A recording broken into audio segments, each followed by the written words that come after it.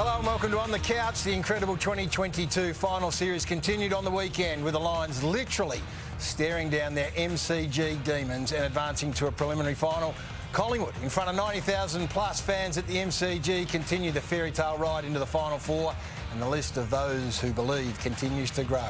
Bring on preliminary final week. Hugh McCluggage from the Brisbane Lions to join us tonight on the couch. Jason Dunstall back by popular demand, as is Nick Riewoldt. Welcome, gentlemen. How good was footy again on the weekend? Oh, we're halfway through the final series. It's delivered in spades, and it's just exciting to think about what is still to come in the coming fortnight, Rui. The Saturday night, we spoke to Jeremy Howe on Thursday night and spoke about the Richmond GWS game and the noise when Richmond kicked that first goal and such a one-sided crowd. And if we could draw it up anyway, how would you want Saturday night to start?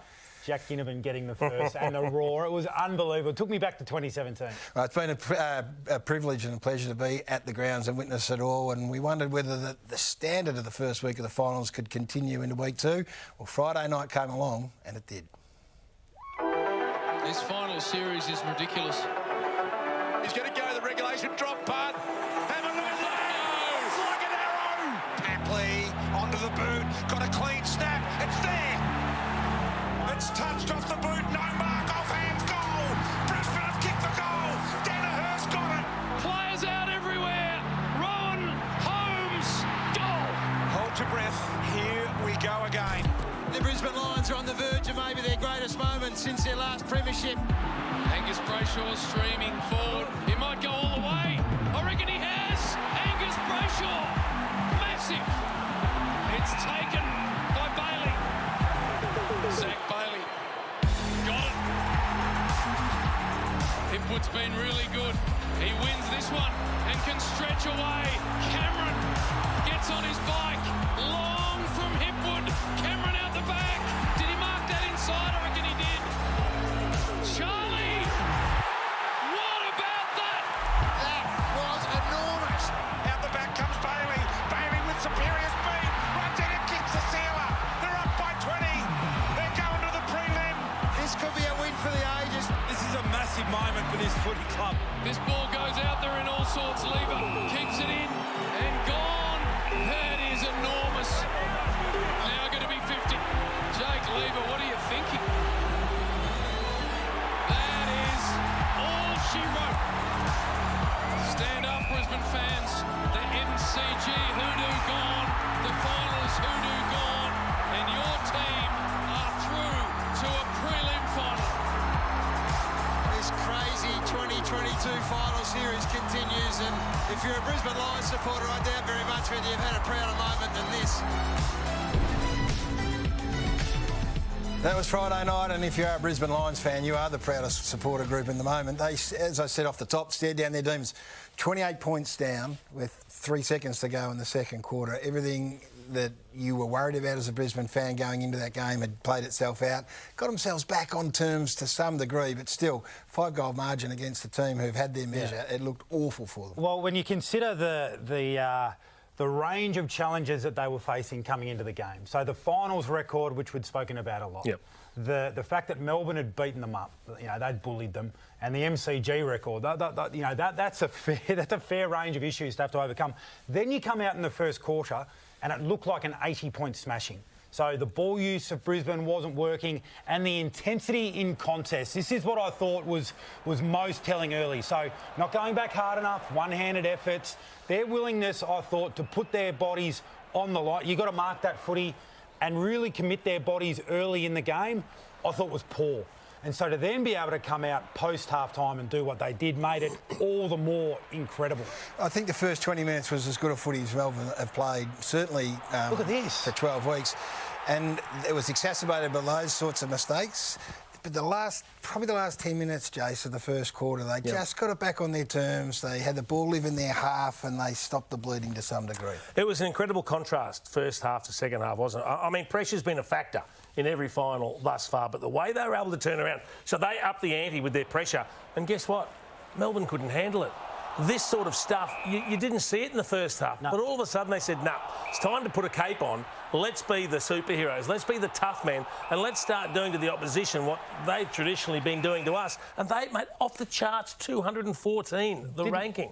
Not only did we not see it in the first half, I mean, the efforts that we just looked at there, the going back one-handed sort of stuff, like that's not finals footy. So whatever Chris Fagan did, and let's credit Chris Fagan for the turnaround, because it was all mental after half-time for Brisbane. The way they came out and responded and committed their bodies and applied defensive effort, it was huge. You just couldn't see it coming. And you need in these big finals someone to say, hey, get on my back. I'll take you where we need to go. And there's some individual performances that we'll highlight here, no more so than Eric Hipwood. So Joe Danaher out, in the morning of the game. So Eric Hipwood has to stand up. He's playing against the bloke who's destroyed Buddy Franklin the week before. Having said that, if you'd watched the first quarter, the way Melbourne dominated, Stephen May dominated Eric Hipwood. So brushed him aside, symptomatic of the game. Took the intercept marks. But then this young man's had 10 possessions and 3 goals in the second half against whether it's May or Petty, and started to kick them and really got his confidence up. And that's what he has to do more of.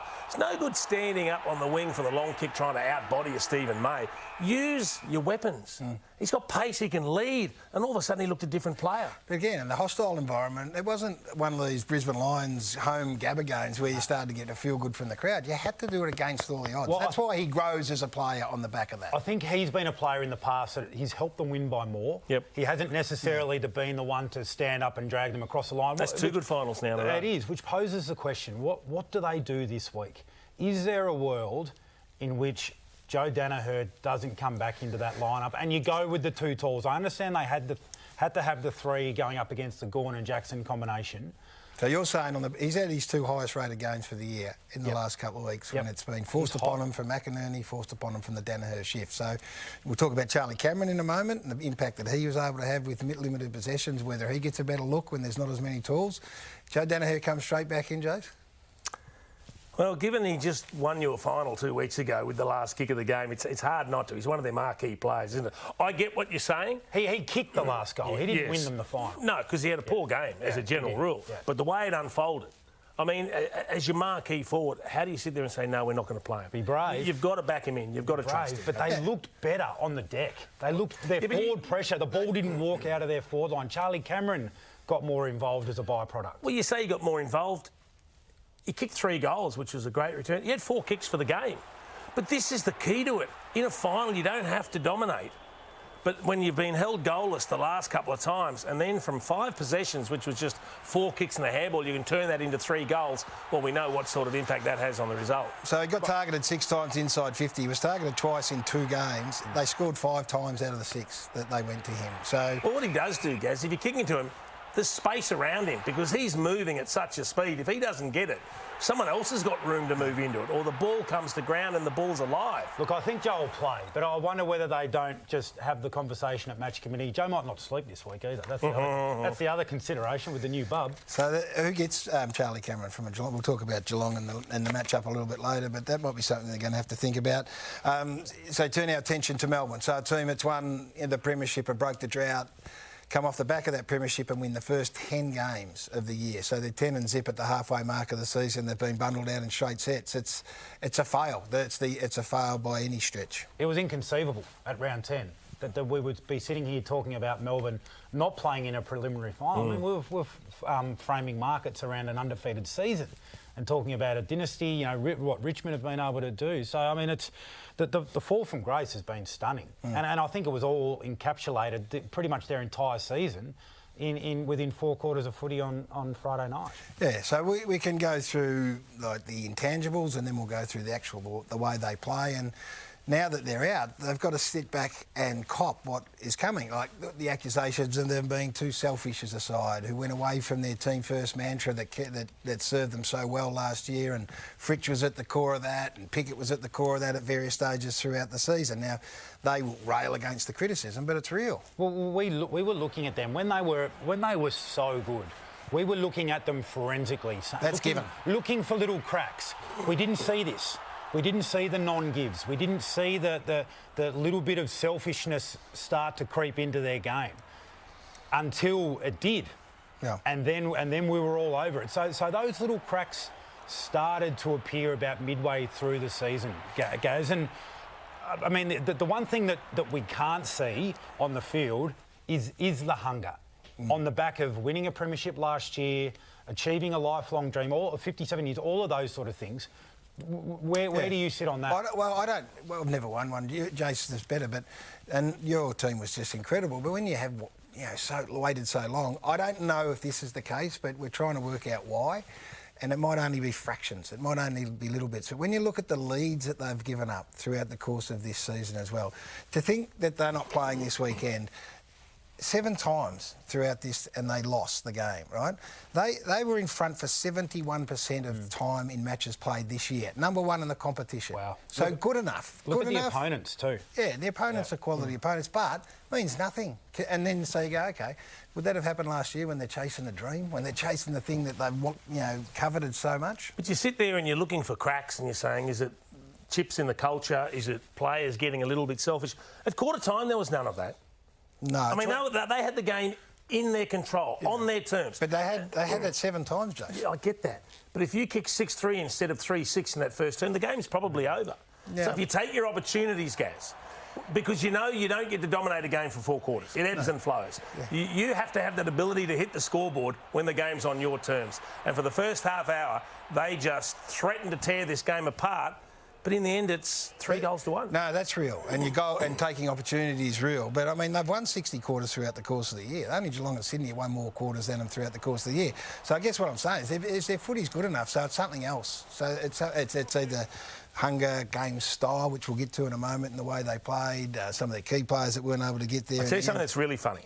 So we talk about leadership and we've spoken wonderful things about Melbourne's defence and Stephen May and Jake Lever, and when players have a go at each other, when you're winning, it's about setting high standards, isn't it? Yeah. Isn't it funny that when you're losing, it looks like you're bickering amongst yourselves, and all of a sudden these two weren't seeing eye to eye, and we saw a couple of instances there. Now, I mean, the good teams, they sit there and say, well, yeah, you pick out what your teammate's not doing right and you demand him to step up to the standard we want to set. But these two guys weren't on the same wavelength. There was plenty of lifting of the arms going, hang on, what's going on here? Whose fault was that? Is that you? Is that me? Yeah. It takes on such a different look when you lose the game as opposed to when you dominate. That's exactly right. But they were doing the exact same thing. Correct. They were winning games by 10 goals. So you're right. We highlighted it last year, and we said, "Hey, you're winning games." Great leadership. Yeah, that's exactly. But right. it's such a fine line, isn't it? So they're all the intangible things that are hard to quantify. What about the things that we can measure? Yeah. Well, in the end, their backline, which was the absolute cornerstone of what they did last year, just ended up giving up scores, and the points for and points against turnaround was about 5 goals compared to last year, and that's not just on the backline themselves, but 90 points plus in the last 4 games of the season. In the last 4 games, they gave up 90 points once for the entire year last year. So, it just started to fall apart.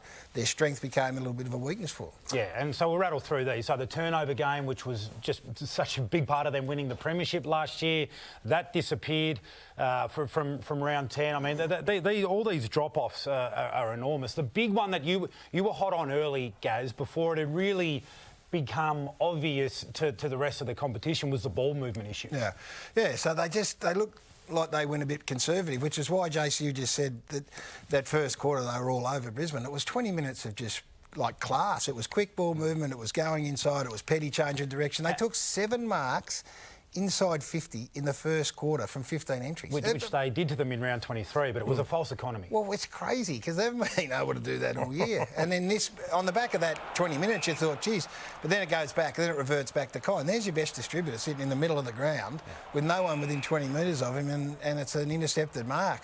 And this is, as we said, this has been a malaise for them throughout the course of the year. And you can talk about it all you want, but they have been able to address it to the point where, they've been bundled out and they're out. So what do they do? How do they fix this part of the game? Because this was the part, really, that ultimately cost them their season. Yeah, they threw Petty forward late in the game. Is that something? He actually looked really good. He looked like a forward. He looked like their best key forward since David Neitz. That's what he looked like, because all of a sudden he was smart with his ball. In fact, he was involved in 3 scores in about 3 minutes. This is the thing that will have Melbourne people salivating and asking the question. is he capable of coming forward and doing this next year? Is it something you've got to have a look at in the pre-season? Is Joel Smith able to go and do his role in the back half? Tomlinson. They're hard to find, these blokes that can go and do it. So it's an interesting little byproduct that came up in the last 4 or 5 minutes. I would like to see it tried at about round 15, but it's not to be. Yeah, also it's a little bit easier when you just swing forward and no one's really paying attention to you, as opposed to starting there as a key forward and all of a sudden saying, well, I've been a great defender, I'll just now be a great forward. Yeah, so we'll just wrap up Melbourne then. So Melbourne fans are sitting at home, they're thinking, you know, back-to-back premierships, maybe 3 in a row, all of a sudden they're out. So what happens in 2023? Is it a regroup, regather, and reload and go again? Oh, yeah, I don't think they're falling off quickly, Melbourne. There's far too much talent on this list. They play a style that... It is a style that is meant to stand up in big games because they don't rely on playing perfect footy. They got to fix their issues in front of the board, in front of the ball, absolutely. But I think this is just a great lesson that you are who you are through the home and away season. And I think we all thought Melbourne will get there and they'll get it right at the right time of the year. It's too hard to do. Footy's too hard again, particularly when the opposition come out after half-time and dish up what Brisbane did. And Simon Goodwin summed it up. It says your vulnerabilities become exposed under the heat of finals footy, and it came to the fore in the past couple of weeks. And credit is to be given to both Sydney and Brisbane, who were able to get through. One of those stars is Hugh McCluggage. We look forward to him when he joins us on the couch a little bit later on the back of an unbelievable performance through the middle of the ground. He's been great. Lockie Neal was sensational. Berry v Oliver, we'll talk about that, the fallout and where it goes from a tribunal point of view. But Hugh McCluggage to join us on the couch. Rich gets it back. Now they can go. Hipwood.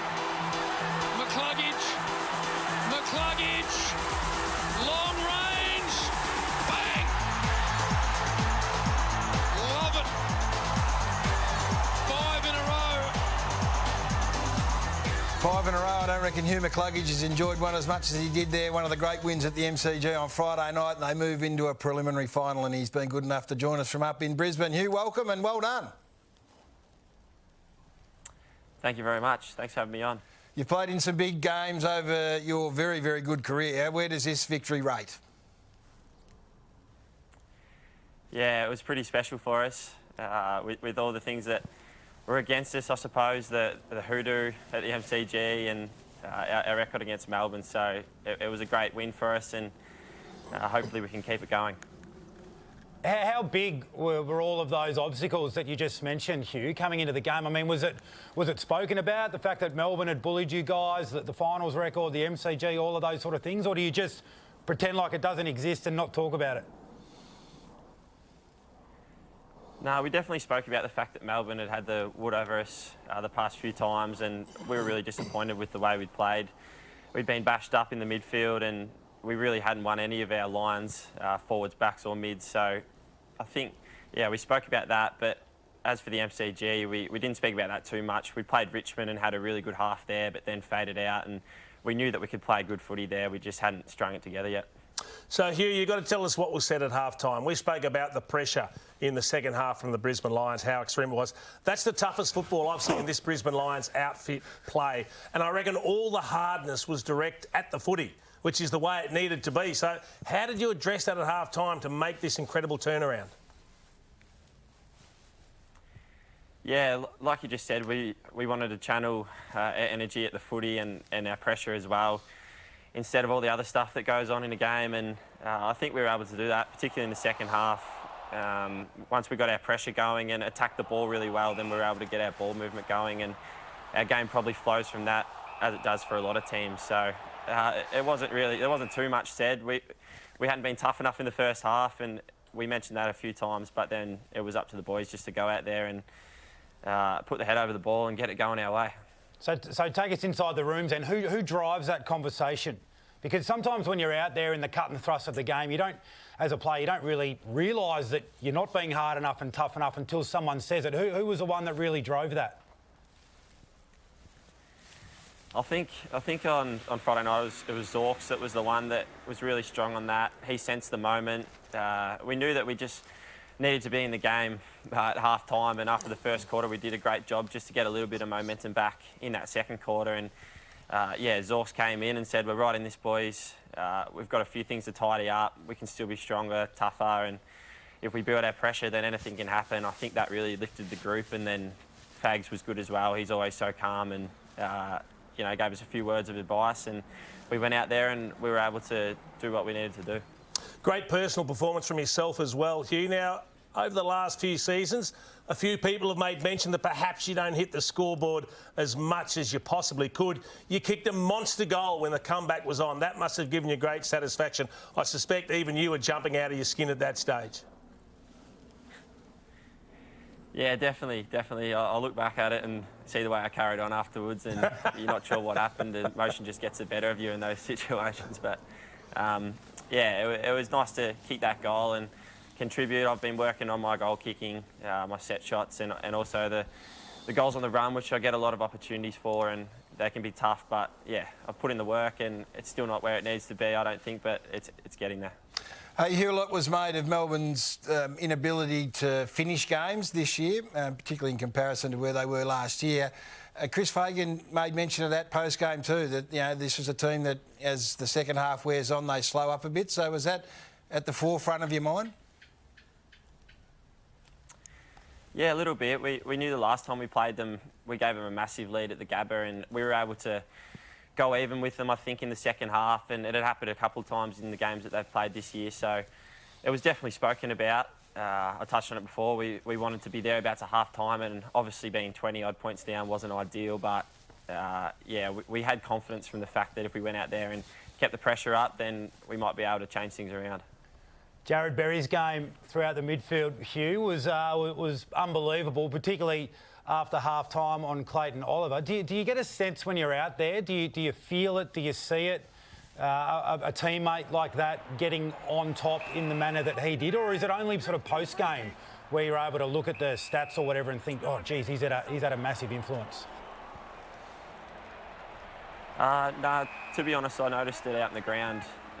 When someone does something like that and has such an impact, you tend to see things. The week before it was Lockie Neal breaking out a stoppage and just clearing the ball forward and getting it going our way, and Bez was able to do that from clearances on Friday night, which was awesome. He's a great player, and he's an extremely professional guy, so it was good reward for him to be able to come into the midfield after spending the first half on the wing and perform like he did.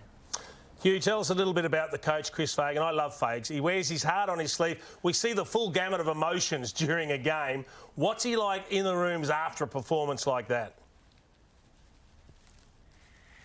Yeah, he was pretty up and about on Friday night. I think he rides the highs and the lows with us players as much as anyone, and he's obviously had his fair share of criticism this year, and there's been some tough weeks for him, but the last 2 weeks, it's been so stressful for him. He's down on the bench, and they've been tight games, but the emotion really spills out at the end of the game, and I think there was some footage of all the boys going up to him on the ground afterwards and giving him a big hug, and that's what you feel like doing. We all love playing for him, and it's just great to see him get some reward. How's Joe Danaher going this week, mate? Obviously a massive day for him on Friday, and I'm sure there was a bit of confusion and excitement throughout the camp. Chris Fagan told us this on Friday when we spoke to him. It can't be true that a few players didn't even know that Joe's partner was pregnant. Is that true? Yeah, well, as you probably know, he's quite a private bloke, and it wouldn't surprise me if some of the boys didn't know that he was having a kid. So I think I was sitting with Tommy Fullerton at breakfast when the news came through that Joey was out, and Tommy's face just went pale. He was in a bit of a shock. But well, tucking into some bacon and eggs. He was able to. Yeah, we were down in the local cafe near the Pullman having a feed. But no, it was awesome for Tommy to be able to come in and do what he did and perform really well, I thought, as well as Darcy Fort, and Joey got home to the birth of his first child, so it was a win-win. Wins everywhere. Are you a student of footy? Like, are you, from a Geelong point of view now, you obviously turn your attention to it, and this week's all about, you get the presentations from your forward scouts, but are you across the Cats and what they've been able to do in the last half of the year, or do you just turn up and do your stuff? No, I like to watch a bit of footy. Obviously, they've been the dominant team in the comp, I think, for the back half of the year, and they're in some really great form. They've got some great players all over the park in every area, and they've also got a lot of experience. So it'll be another test for us, a different challenge, and we're definitely looking forward to it. So, Hugh, who comes back into the team this week? We spoke about Joe Danaher before. Rui tried to squeeze him out of the side. And you mentioned Darcy Fort a moment ago. I mean, Oscar McInerney's probably ready to come back, but, gee, Darcy Fort played a cracking game.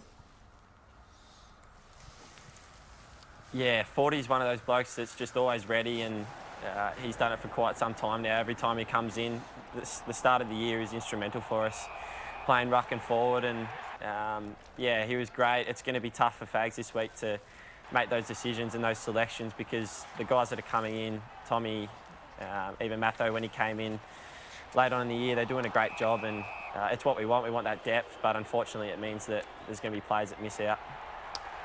Huey, unbelievable scenes post-game. You know, the footy change rooms post-game, when you've had a big win and the family and the friends and everyone gets down there, they're the best place in the world to be. Sometimes people take it a little bit too far. If you guys get up this week, is there any chance we're going to see Cam Rayner's old man in some sort of form again? Oh, there's every possibility. He wears his heart on his sleeve, John Rayner, and I've seen the footage of when he comes in and screams, and everyone sort of turns around and thinks, who's this bloke? But that's just who he is. He's so passionate, and he's a bit like Cam, just up and about, wants the boys to win, and I think he was as pumped as anyone that we got up. Hey, Huey, thanks for giving us some time tonight, mate. It's a busy week for you, so we really appreciate it.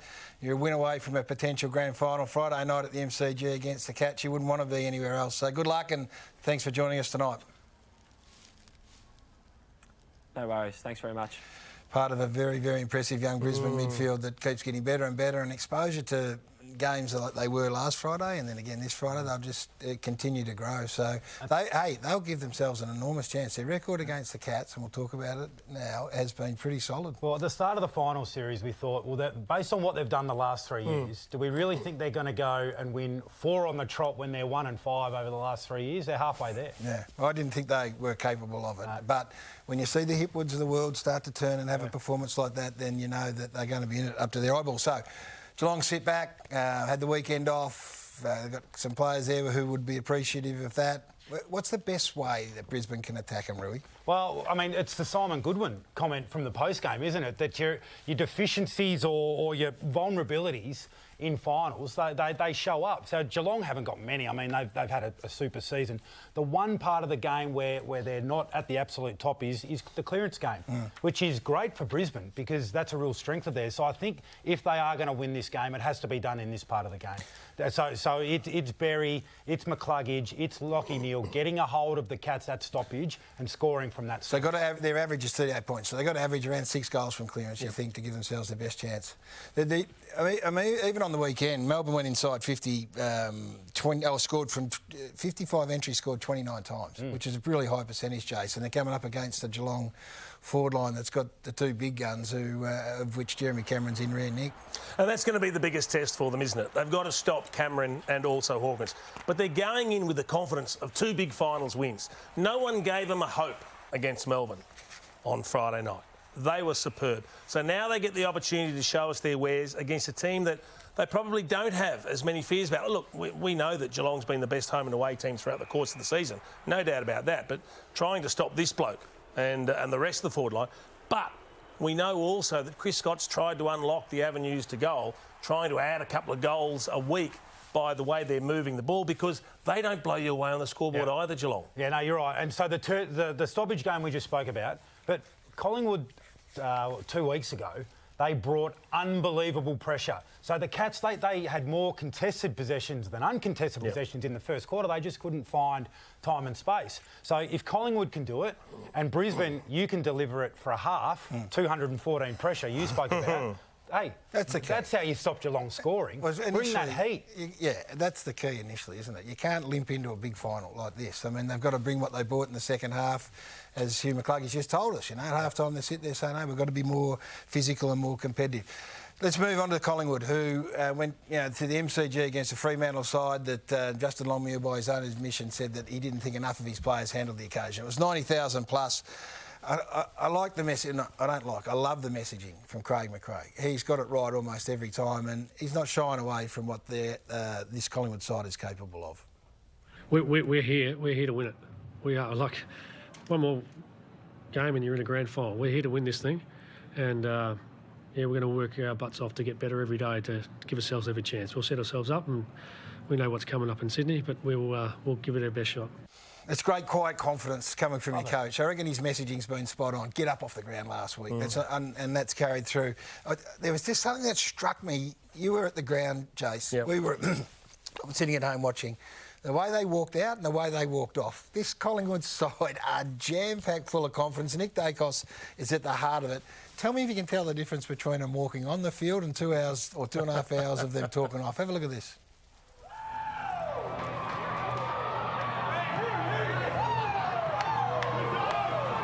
He's leading the charge. He looks like a kid playing for the Greythorn, whatever they were when he was an under 10. He's getting kisses. Jared Ngowi's looking at him thinking, what are you... This is then 2.5 hours later. Look at him. He's still going. He wouldn't blow a candle out. He's got a hair out of place. He's just ripped the semi-final to shreds, and a lot of them are walking off going, oh, well, where was that? But you know what they're doing? They're riding this wave of emotion that they built up throughout the course of the year, and it's fantastic. And you get that enthusiasm from the younger players. Did you see Scotty Pendlebury next to him? Yeah. He's just taking the tape off the hands. What are you blokes carrying on? I mean, but you've got to absorb that enthusiasm because that's what the youth in the team give you.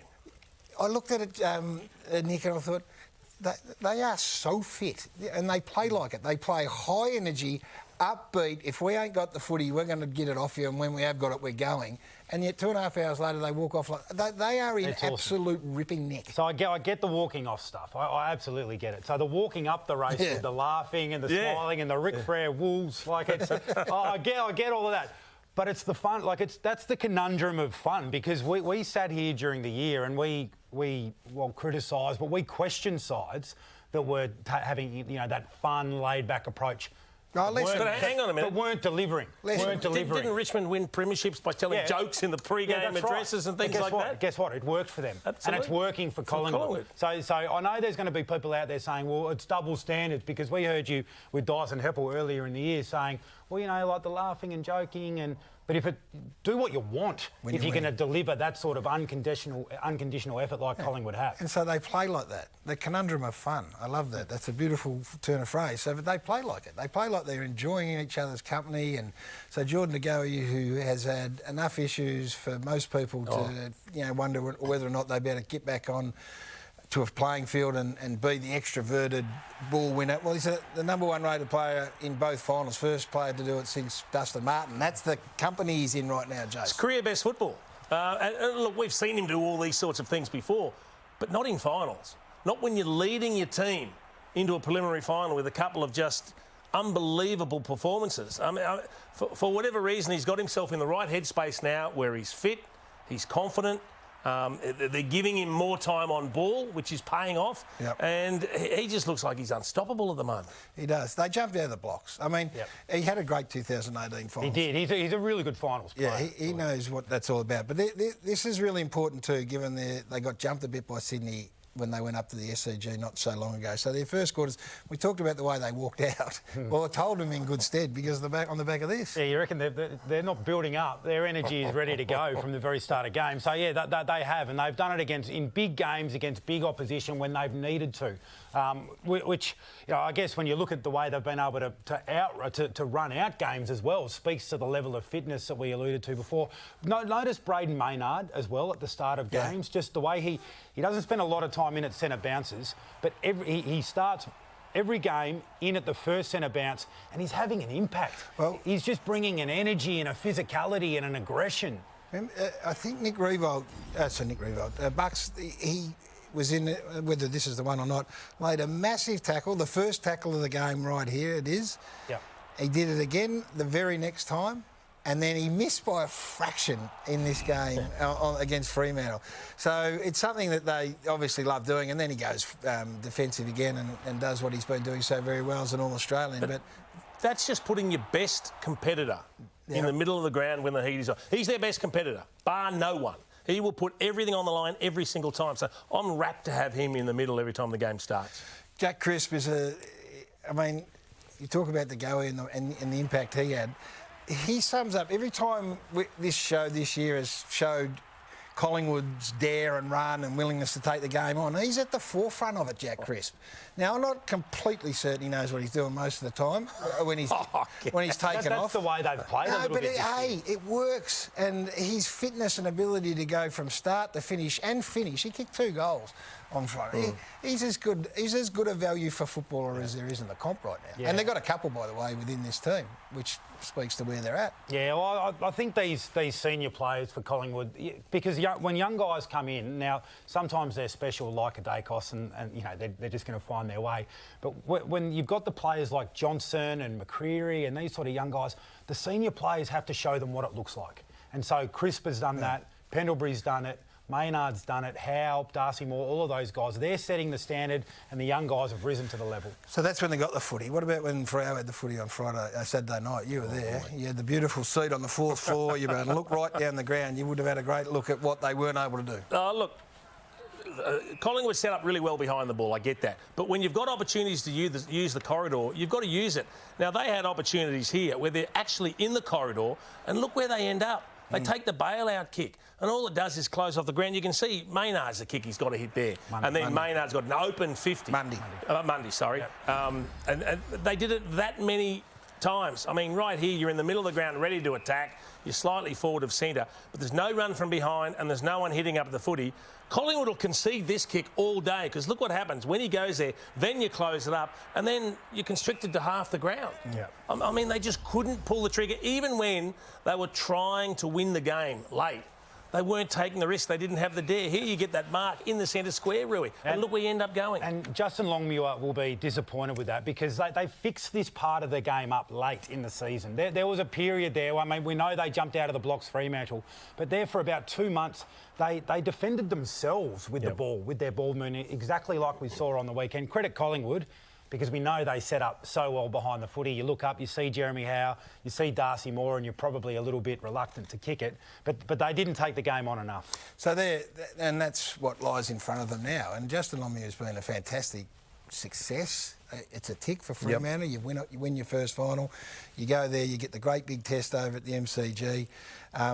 So this is conservative, a little conservative. It's conservative by nature, which has held him in good stead. But I mean, the way he's coached defence early, and now he's got to coach a more expansive ball movement game and be prepared to take it on. And whether they're spooked or whether they're too wedded to what they've been doing for most of the year, but the challenge for them comes over the summer months to say, right, now let's expand on what we've built, and it seems to be a really rock solid base. Yeah, particularly when you've got the speed that they possess in the front half, guys like Switkowski and Frederick and Walters and all of these sort of guys. So it's conducive to a bit more high octane. So let's go to the Pies and the Swans now and have a look ahead. Now, we do this with some degree of trepidation, given we used round 23 as a template for looking ahead to Brisbane and Melbourne. But you do get a good sense of where they're at. This is the only game that Collingwood have lost in recent times, and this was Craig McRae post-game. Oh, I thought they were outstanding, Sidley. The way they defended the ground was as good as we faced this year defensively. Made it really hard to score. They're a very good team. So, we come up here with high hopes that we're going to give our best, and I thought maybe we were a little bit off our best potentially, but full credit to Sidley. They're very good at what they do. They're a very good team.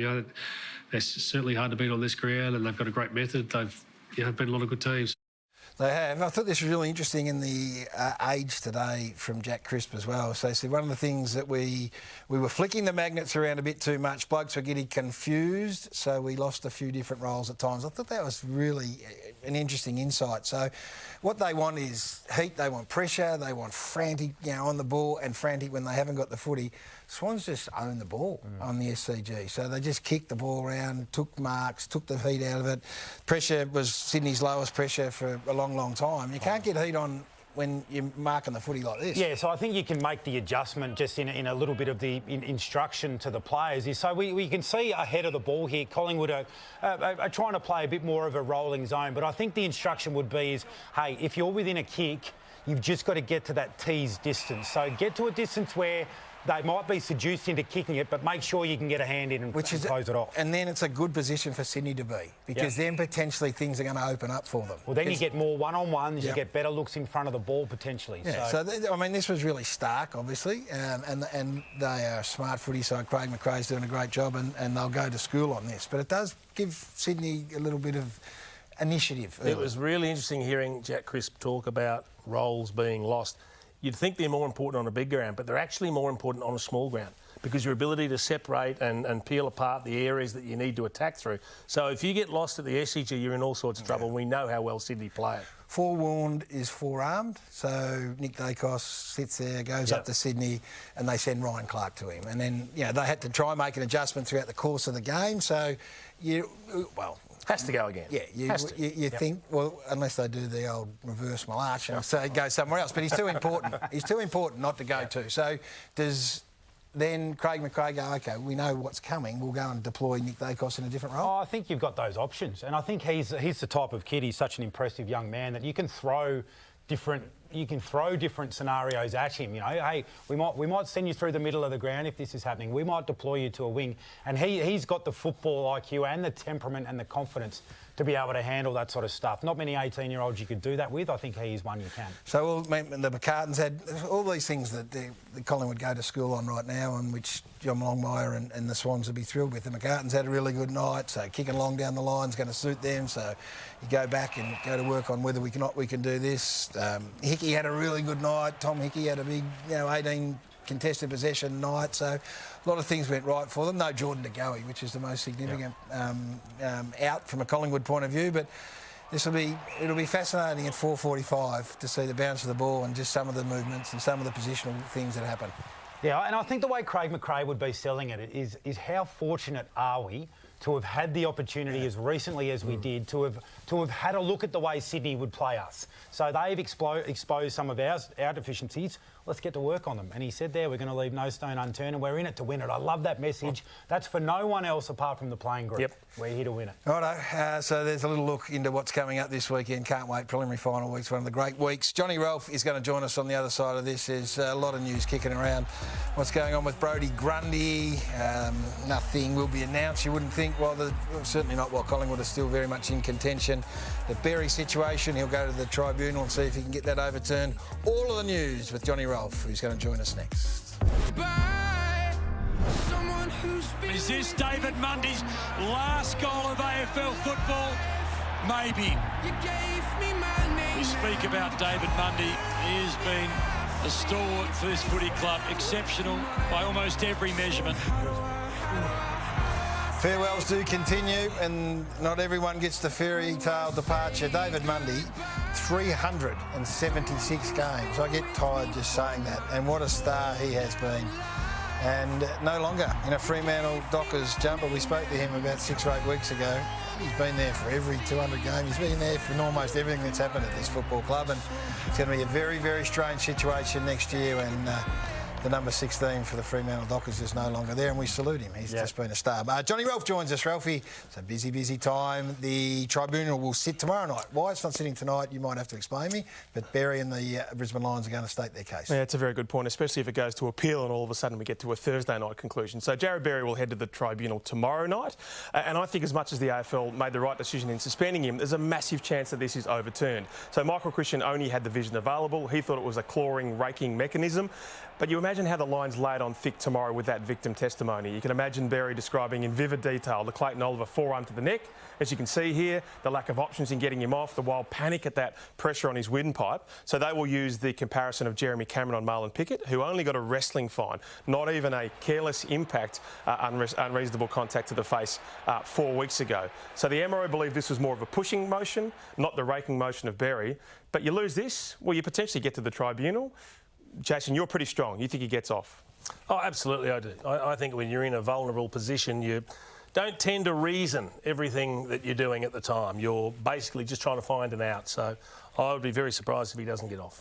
We wish him well. Damien Hardwick, has he's had a little bit of steam since they were bundled out for a number of different reasons. He sat down with the AFL. Yeah, that's right. So 2.5 weeks later, after the Tom Lynch goal that wasn't a goal, he's been brought in by the AFL for really constructive discussions. He had a personal tour of the Arc today with Tim Livingston. He had it explained to him by not only Brad Scott but also Andrew Dillon. And I believe that there's a significant tweak to the goal review system the AFL is considering. So what we have now is the goal umpire is forced to make a decision, a soft call, goal or behind, even if in this case they have no idea. So I think what they could do from next year onwards is if they are totally confused, you just refer it without that soft call. Yep. And so what it means is that the umpire, the people in the Arc, they just make a decision on balance of probability. I think the AFL's view is that because this was called a goal and then overturned, there was all this hysteria when I think we eventually saw that view from the crowd and we said, it's probably a behind. Probably though, not definitively.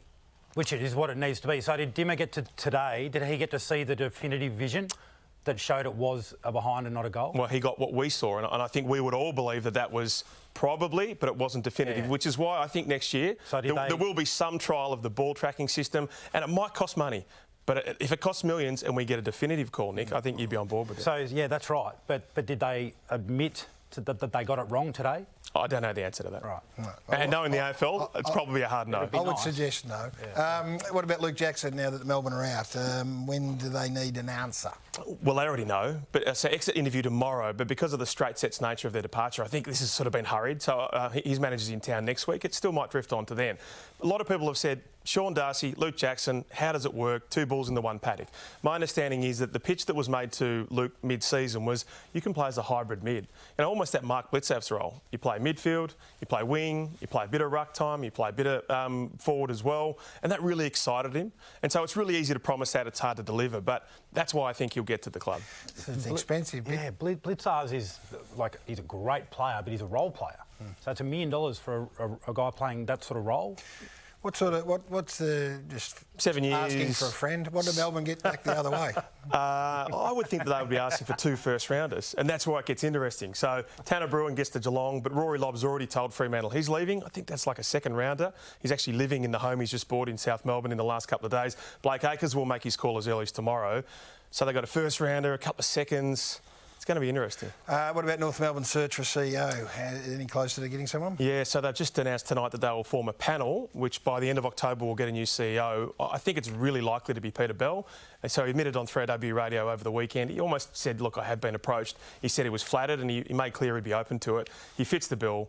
Premiership Roo, impeccable resume, 4 years as the Fremantle football boss. So I don't think Greg Swan wants to do it. They're the 2 names flagged, and you'd have to be pretty good to beat Peter Bell. Essendon coaching update, it's gone quiet. Well, they're trying to be very secretive, and so I think the point of that, as interviews start, I think as early as tomorrow, is that they could potentially, interview the likes of Brad Scott and James Hird, and their ideal would be to, if they are prepared to submit to the process, you could get knocked back and no one would be any the wiser. I don't know if in real life that's going to happen, but I think that's the ideal. Ralphie, busy time of the